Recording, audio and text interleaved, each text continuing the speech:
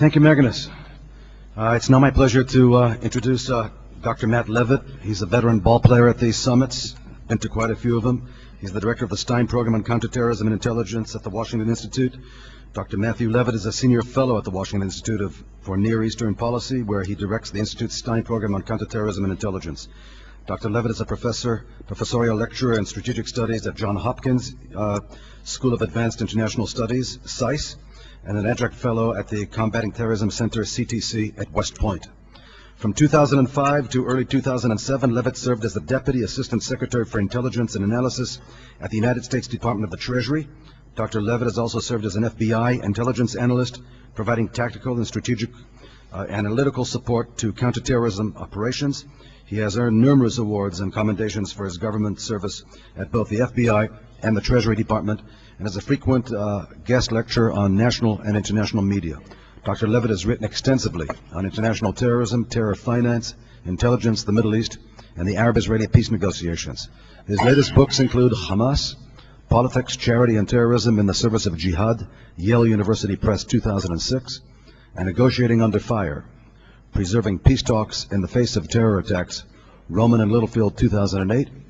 He is also the co-author, together with Michael Jacobson, of a forthcoming Washington Institute monograph on combating terrorist financing. Matt.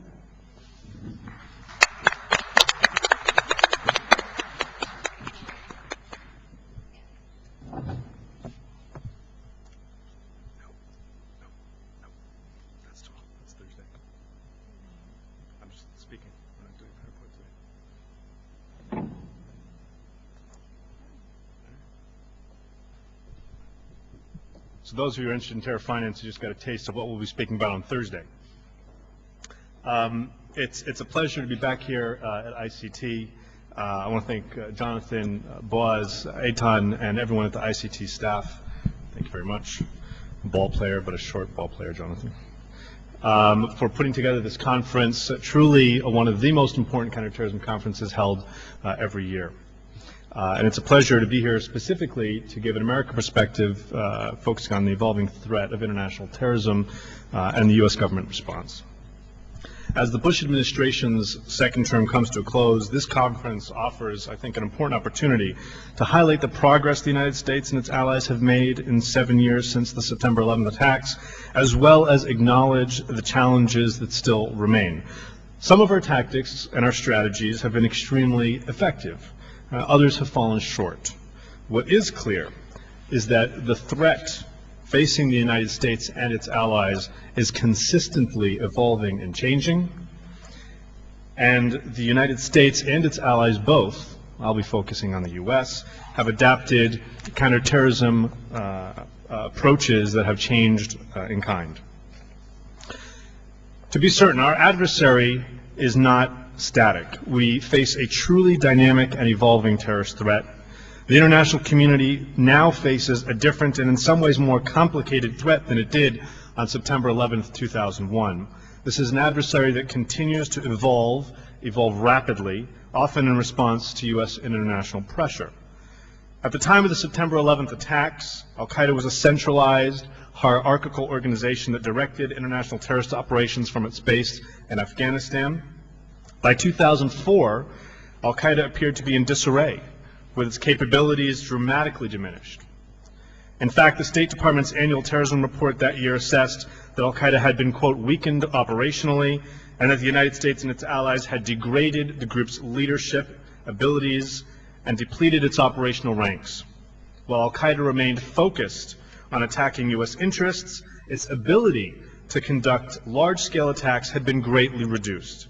The growing grassroots movement of terrorist networks and cells inspired by Al-Qaeda and Osama bin Laden, but with no direct ties to them, were thought then to be the key emerging threat.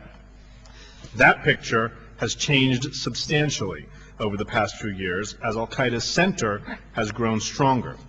As Charlie Allen, the head of the Department of Homeland Security's intelligence branch, has noted, although Al-Qaeda was on its back foot from 2004 through maybe 2007, it has now, quote, regained its equilibrium. Donald Kerr, the Deputy Director of National Intelligence, has explained that al-Qaeda continues to pose such a serious threat because the group has retained or regenerated key elements of its capability, including its top leadership, operational tenets, and de facto safe haven in the federally administrated tribal areas in Pakistan to train and deploy operatives for attacks in the West. According to Michael Leiter, the director of the National Counterterrorism Center, al-Qaeda has successfully expanded its reach through partnerships with other organizations throughout the Middle East and North Africa, something the State Department Coordinator for Counterterrorism, Ambassador Del Daly, has described as the franchising of al-Qaeda. These affiliates include al-Qaeda in Iraq, al-Qaeda in the Islamic Maghreb, the Libyan Islamic Fighting Group, and others. While the core of al-Qaeda is resurgent, it is still far more decentralized model than the al-Qaeda of September 11th. In fact, Ambassador Daly argued that this new arrangement creates weaknesses for al-Qaeda and its affiliates of the kind that Magnus highlighted and that we should be exploiting, and that neither can operate without the other. Al-Qaeda's core now has to rely on the affiliates in large part to train operatives and carry out attacks, while the affiliates need al-Qaeda's brand name to give them credibility and attention. While al-Qaeda and its affiliates still present the most serious threat to the United States, Rolf Mowat-Larsen, Director of Intelligence at the Department of the Energy, has warned that focusing on this group alone would be a mistake from the perspective of stopping a terrorist nuclear attack. Mowat-Larsen cautions that, quote, the sober reality is that the threat posed by nuclear terrorism is much broader than the aspirations of any single terrorist group. U.S. officials also warn of the threat the United States faces from Iran, Syria, Hezbollah, and others. According to Deputy National Security Advisor Juan Zarate, Iran and Syria's state sponsorship of terrorism present immediate challenges to our counterterrorism policies and national security, citing in particular Iran's Islamic Revolutionary Guard Corps activities around the world, in particular in Afghanistan and Iraq. Furthermore, Dr. Kerr reinforced the urgency in dealing with the entities and nefarious activities, focusing specifically on Hezbollah's May 2008 actions in Lebanon, when the organization targeted Lebanese citizens, reportedly to maintain its, quote, resistance against Israel. The lesson from this situation, Dr. Kerr suggests, is that Hezbollah, with the full support of Syria and Iran, will in fact turn its weapons against the Lebanese people for political purposes. In response to this evolving threat, there's been a distinct shift in the U.S. government's strategy for combating al-Qaeda and its affiliates. In the years following the terrorist attacks of 9/11, the United States focused on taking aggressive action and maintaining a hard line with foreign governments. This was reflected in the 4 counterterrorism policy principles outlined in the State Department's 2004 Counterterrorism report. Make no concessions to terrorists and strike no deals. Bring terrorists to justice. Isolate and pressure state sponsors of terrorism, and improve allies' counterterrorism capabilities. The U.S. government is now more focused on using all of its tools in the fight against terrorism, kinetic and non-kinetic both. As the State Department acknowledged in its 2007 annual terrorism report, incarcerating or killing terrorists will not achieve an end to terrorism. In a speech at the Washington Institute entitled An All Elements of Power Strategy for Combating Terrorism, Ambassador Daly advocated the use of all forms of U.S. power. He stated, the United States must use all of its agencies, not just the military, and increase funding for non-military soft power alternatives. Daly noted that Secretary Robert Gates and Secretary Condoleezza Rice made similar pitches, calling for more funding for other government agencies because both view the war on terror as multinational, multi-agency in nature. Leiter of the NCTC echoed the urgency of an all-elements strategy, stating that terrorism involves such a range of activities and enablers that to combat the threat requires leveraging all elements of national power. This all-elements approach is consistent with the recommendation of the 9/11 Commission, which called on the U.S. government to use its national power to keep terrorists insecure and on the run.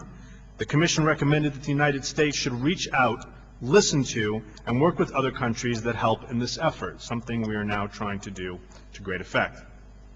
With this shift in approach, there is an increased recognition that communication must be an integral part of the counterterrorism strategy. As Ambassador Daley has observed, this is the first time the United States has faced an enemy that uses the Internet as a tool for recruitment and mass communication. Communication should therefore be used by the United States and its allies to shape perceptions, build allies, dissuade potential terrorists. This must be a central component in the U.S. strategy because it influences attitudes and behaviors. According to Juan Zarate of the NSC, this is particularly true when it comes to al-Qaeda, whose leaders are sensitive to the perceived legitimacy of both their actions and their ideology.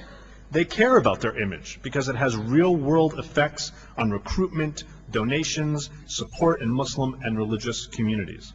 Although the U.S. government paid attention to its communication strategies in the years following the September 11 attacks, counterterrorism officials were far more focused on capturing or killing terrorists. Today, contesting al-Qaeda's ideology is an integral part of the U.S. counterterrorism strategy. The actual substance of the U.S. message has undergone a serious overhaul as well. The initial U.S. approach in the wake of the terrorist attacks was to try and sell the United States to overseas audiences, an approach widely regarded as ineffective in stemming the tide of radicalization. Efforts now concentrate on discrediting the terrorists themselves. The United States has gone about this using a twofold approach. Director Leiter of the NCTC noted that the U.S. is trying to point out how bankrupt al-Qaeda's ideology is and demonstrate that it is al-Qaeda, not the West, that is truly at war with Islam, by highlighting the extent to which Muslims are themselves victims of the organization's attacks. At a press conference releasing the 2007 State Department Terrorism Report, the State Department and NCTC both emphasized that more than 50% of the victims of al-Qaeda attacks last year were Muslim, and approximately 100 mosques were targeted by the group. In general, the United States is trying to highlight the fact that al-Qaeda is a merciless and cruel organization whose tactics, such as deploying mentally deficient persons as suicide bombers, are repugnant. As Leiter argued, showing the barbarism of groups like al-Qaeda in the light of truth is ultimately our strongest weapon. The United States is now using this approach to try and give al-Qaeda second thoughts about using weapons of mass destruction. Leiter pointed out that people in the Muslim world are already turning against al-Qaeda, and no barbarism could be greater than the use of WMD. While the early results of this new approach are promising, as Allen from the Department of Homeland Security has noted, at this point, no Western state has effectively countered the al-Qaeda narrative. After years of emphasizing the seriousness of the terrorist threat, the United States is now concerned with the widespread view of a resurgent al-Qaeda may be helping the organization recruit new members. As Ambassador Daley has stated, one of al-Qaeda's goals is to create a perception of a worldwide movement more powerful than it actually is. Consequently, the United States seems to be making a concerted effort to avoid contributing to this phenomenon. In fact, while acknowledging that the organization is resurgent in its safe haven along the Afghan-Pakistani border, a number of senior administration officials have begun to predict victory. Zarate, for example, cited a number of important signs that mark progress and point to the eventual demise of al-Qaeda. In an April speech at Chatham House in London, FBI Director Robert Mueller suggested that al-Qaeda would be destroyed within a matter of years, not decades. While many changes to the communication strategy have occurred over the past year, the administration has been making use of another element of national power for far longer: financial tools to combat national security threats. Treasury began to play a more central role in U.S. national security issues with the creation of the Office of Terrorism and Financial Intelligence in 2004, not only on terror financing, but against rogue regimes such as Iran and North Korea. In the past, Treasury, like other finance ministries around the world, focused largely on economic and financial issues. But as Treasury Deputy Secretary Robert Kimmitt has noted, the challenges of counterterrorism and counterproliferation have moved beyond the traditional province of foreign affairs, defense, intelligence, and law enforcement. Treasury and other finance ministries around the globe have evolved since September 11th, and the world of finance now plays a critical role in combating international security threats. Indeed, when the Treasury releases press statements backing up its designations of terrorists, it provides excellent information for use in the battle of ideas in this all elements of national power strategy. Finally, the U.S. So to be sure, the next administration will have many serious challenges in confronting the threats posed by al-Qaeda, its affiliates, as well as other groups like Hezbollah, Hamas, and others. In fact, al-Qaeda and other like-minded groups have been adapting so rapidly that the picture will likely look somewhat different by January 2009 than it does today. The next administration will also inherit a bureaucratic structure in the United States that is still very much in transition. With the 2002 Department of Homeland Security reorganization and the 2004 Intelligence Reform Act, many new counterterrorism and intelligence agencies were created, and issues relating to their missions and functions have yet to be resolved fully. As Leiter from the NCTC has acknowledged, in his mind, the single overarching challenge, the one that I believe, he says, looms largest, is institutionalizing all the progress we have made in working across the U.S. government on counterterrorism. The next administration will also have to decide whether to continue the established approach of the current administration, including the shift in communication strategy and the more complete integration of all elements of national power into its counterterrorism efforts. Further developing these non-kinetic counterterrorism tools using all elements of national power will be critical, and I hope they do further develop these tools. But this is not the only most pressing challenge. At the same time, the next administration will be confronting a resurgent al-Qaeda and Taliban in Pakistan and Afghanistan, while attempting to prevent Iran from developing a nuclear weapon. The evolving nature of these threats, the immediate nature of these threats, makes a conference like this all that much more important. And I thank the organizers and my colleagues at ICT for having the conference and for inviting me to speak at it. Thank you.